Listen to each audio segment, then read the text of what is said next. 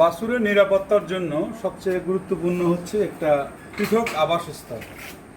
মায়ের কাছ থেকে অনেক সময় বিপদগ্রস্ত হয়, অথবা বাছুর দ্বারা মায়ের ওলান বা অন্যান্য কিছু ক্ষতিগ্রস্ত হয়, যার কারণে ম্যাস্টাইটিস সহ অন্যান্য রোগ এবং বাছুরের হাঁটু ফোলা থেকে শুরু করে নাভি পাকা এবং অন্যান্য রোগ প্রতিরোধে কার্যকর ব্যবস্থা হচ্ছে এটা একেবারেই প্রচেষ্টার দিক দিয়ে শতভাগ। এরকম একটি আলাদা জায়গায় যদি বাছুরকে রাখা যায়, পাশাপাশি বাছুরকে মায়ের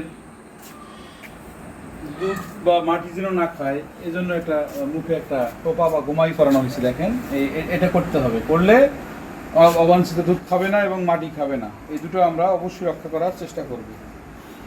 ধন্যবাদ। এখান থেকে প্রথম মেসেজ হচ্ছে, একটা সেপারেট বাথরুমে ম্যাট থাকবে, বাছুর আলাদা থাকবে, মা এবং অন্যান্য প্রাণী থেকে নিরাপদ থাকবে। আর মাটি যেন না খায়, এজন্য একটা গোমাই বা টোপা দেওয়া হয়েছে। এটা মানে চলবো, তাহলে বাছুরগুলো একটা সম্পদ হবে। আসসালাম।